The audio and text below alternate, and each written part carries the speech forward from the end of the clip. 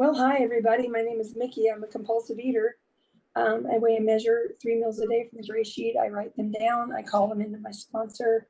I don't eat between meals no matter what. And abstinence is the most important thing in my life, without exception. And excuse my voice, I've had laryngitis. And, I usually look at my meetings in my calendar the night before, and I don't know what happened. But anyhow, thank you, Linda, for calling me. A little bit about like what it was like, what happened, and what it's like now. My abstinence date is 1/3/23, and I guess I'm getting close to a year and a half now. I have a very similar background, I think, to a lot of people in Gray Sheet. When I was very young, I had a lot of alcoholics in my family, and when I was like 8 and my brother was 6. We lived with our mother because our parents were divorced. My dad was working on his master's degree in Tampa, and I didn't know any of this, but our mother would go out and leave us alone at night. And, I just felt like it just created an immediate codependent, that I needed to watch my brother and make sure he was safe. Like I don't know what I was going to do if something happened, but there was no food fixed for us, and we had to figure it out for ourselves. And I distinctly remember sitting at the table opening a can of something and eating it.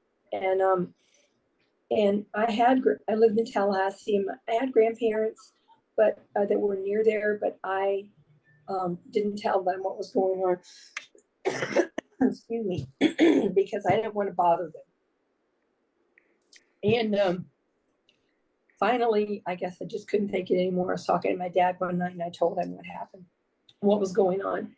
So I guess there was some words between them, because she took us to one of our relatives' house, dropped us off, and said she wasn't coming back. And at that time, I was very relieved that I wasn't going to have to deal with that anymore.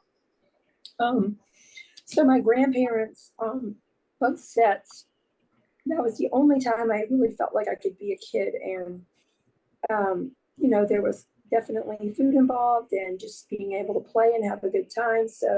And my great grandma would make us anything we wanted. My dad remarried, and we moved to South Florida, to this horrible hick town.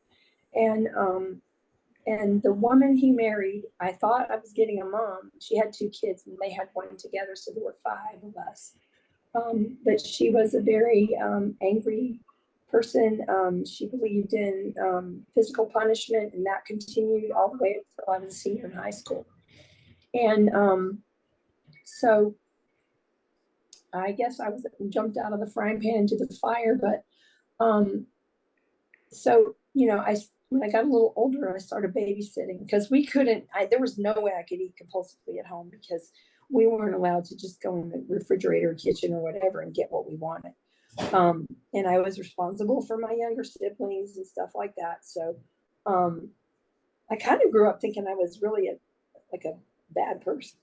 But anyway, babysat. And what's funny is when people talk about it, it kind of jogged my memory. I used to steal food when I babysat, but I would always do it in a way that I would think that nobody would notice, But at that time, like, I was 13, so the pastime for kids in that town was, drinking and, hanging out with the boys and all that kind of stuff. So that took the place of needing to eat compulsively. So I wasn't overweight then. By the time I got into high school, I really was kind of aimless. I didn't know what I was going to be doing. I was required to make good grades, but we didn't talk about college. It was just kind of an understood thing that when you turned 18, you had to leave. And so I got pregnant, and I got married, and I was 18 when I had my first kid. And I gained a lot of weight, but I was thrilled to death that I just wasn't living at home anymore, which is hilarious. But I had 3 kids with this guy, and I knew I shouldn't have married him before I married him. He was very controlling. So when I was 28, I went back to school and I became a nurse. And I think I realized that it hit me when I graduated that I did not have to live with him anymore. You know, I was not, didn't need to be supported by him. So anyhow, I left, and he vowed to take my kids away from me. And I thought he meant legally. He did do that through parental alienation, which I'm not going to go into right now. But with all those pregnancies, I gained a lot of weight, and I would lose it because I would do all these diets. I would take diet pills. I would go to the diet doctor and get a whole bag of pills and take that stuff and lose weight and feel sort of like a normal person in my skin. But I could never keep it off, of course. But there was really not a lot of weight gain significant at that time. So after my 3 kids went to live with their dad one by one, I had remarried 5 years later. I had a daughter, and so she was 2, and I knew I was going to have to pay child support, and so I took her and we went out to California, and I worked out there as a travel nurse, and we lived there for about 14 years, and I managed to get married and divorced 2 more times while I was out there. And so I was drinking mostly and doing that at home. And I also shoplifted. That's also part of my story because of just the feeling of neglect or deprivation. Also I couldn't afford things that I needed to do for my, my kids, my daughter. And so that's what I did. And I just started stealing alcohol and food that I could not afford. And I got arrested and taken to jail. And my attorney sent me to a therapist because she said, I don't really understand why you are shoplifting. And so I decided to be honest with the therapist, and she sent me to AA. And from that point, like when I went to AA, I never took another drink. I got a real tough, hardcore sponsor, and who is still my sponsor today. I have almost 20 years, and AA changed my life. However, I thought when I went to AA that I was going to lose weight because I wasn't drinking anymore, which is not what happened. I weighed 230 pounds, and I believe this was like around 2012 or something, 2011. I tried OA, but I didn't really care for it because everybody there was overweight. I didn't see anybody losing weight, and that's just really what was on my mind. And so I found out about GreySheet, the food plan, but somebody said you had to have a sponsor with it. And I thought, well, I'm going to find it and I'll do it myself. And in the meantime, I'm trying still all these other diets. Excuse me. I did not find the GreySheet, but I did find GreySheeters Anonymous. And I got a sponsor. I got Abstinent. This was when there was just the phone bridge in the GreyNet, and a little bit of Skype going on, but not much. The closest live meeting to me was in Albany, which is near Berkeley, and I used to go there with one of our members who has passed. She would come up from Southern California, and I met her at an AA meeting, just like that, and she told me about it. And so we would ride together to the meetings in Albany, and I really loved her. Anyway, that was a wonderful meeting. And so I lost like 90 pounds, and, I wasn't really doing any service or anything, but I stayed abstinent. And then one of my kids decided she wanted to come live with me. And so, of course, I was overjoyed. Okay, she wants to see me. So she came out and she said, Mom, you don't really need to do that diet thing anymore. Why don't we just do Weight Watchers together? Yeah, sound like a good idea. My whole life is that's my theme. Seemed like a good idea at the time.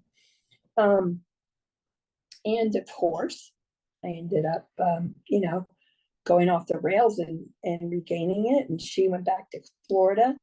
And we were out in California for about 14 years. And my youngest daughter wanted to move back to Florida to be near other family. And sometimes I could kick myself for going along with that because I really loved it out there, especially as a nurse. But anyhow, we did. We moved back. And I think I weighed about 207 pounds. And so I I went back to Gray Sheet, and I had a really sweet sponsor. I loved her. She was in Southern California, and she was very, it was kind of like the easier, softer way for me, because I will always look for that. So, oh, I got 5 minutes. Okay. And so I would text her my food. I would text generic. I mean, I never talked to her on the phone, you know. I mean, we would just talk to each other on Facebook or whatever. And there were certain things that there was like a certain line that she was in, and so we were allowed to have certain things that maybe other people didn't or whatever. And so thought a great idea would be to move in with my son and his wife. We were going to all save money together. And so I left my apartment and went and did that. The day that we moved, I forgot my weight and measured meals. And I just decided I could eyeball it. And I don't know what makes us think that, you know, everybody else in this program knows that that stuff does not work, but for me, it probably will. No. Anyway, so I went back at it, and binging on Gray Sheet food. And I got back to, I think, 207, yeah. And, you know, I was miserable. This was in January of 2023. And, you know, I had found out that my son and his wife, they had just had a baby, and they were just doing everything they could to keep me away from her. And I didn't understand why I was so excited about this baby. And, you know, I did a lot of things for them, and found out they were kind of talking about me behind my back and saying all these things about me that weren't true. And I've spent 30 years thinking that I am the person that everybody says I am. And I was out of control with food, and I had tried other diets again. And I thought of Gray Sheet, and I just was like, no, I don't want to do that. But you know what? I had no other choice. And so I reached out via email, and I got a reply back right away, actually, from someone whose name I recognized, but I had never met because, you know, remember, like I said, I was in the phone bridge days. So most people, I didn't even know who they really were, but I saw them post on the GreyNet and stuff. And this person kind of scared me. And she said she would temporarily sponsor me if I was willing to do this thing she has called the relapse prevention program. And so she sent it to me, and I said I would do it. And she said, really? And I said, yeah. I mean, I was very desperate. And this time I wasn't worried about losing weight, although I was fat. It was about the compulsion and just not being able to stop, and just, I don't know, completely hating myself. And so from the very beginning, even though I had lots of weight to lose, I just felt a weight lifted off of me, you know. And I went back into the GreyNet and reread my posts because I wanted to see, like, what was I thinking before, you know? And actually, a lot of my posts were about weight loss. And, you know, what I, of course, know now is the weight's going to come off if I eat according to the Gray Sheet plan. And so this person's still my sponsor, and I'm very grateful for that. And, you know, I still pretty much do everything every day that I started doing when I first came back. And, you know, it involves all the things that we normally do. I just make sure to do them every single day. And because I remember what that felt like, I don't ever want to feel that way again. I don't ever want to lose my abstinence, because I had lost it, you know, and I had a lot of day ones and all that stuff too. But yeah, I've never forgotten what it felt like. So after I got abstinent, I got a backbone, and I decided not to make any scene or anything at all. And I just said, I'm going to go back to where I'm living. And I decided to quit. 1 minute, thank you. I decided to quit chasing my family and people that I wanted to love me. And it was one of the hardest things, not hard to do because I had been doing it for 30 years, but just heartbreaking. But I learned in abstinence that I'm an okay person. I have a good heart. I'm a kind person, you know. Of course, I need to work on myself. You know, there's things that I need to do. But they haven't spoken to me for over a year. And, you know, it's just what it is. But I live back in my own place. It's expensive, but it's mine. And I got a different job that allows me to have a meal break.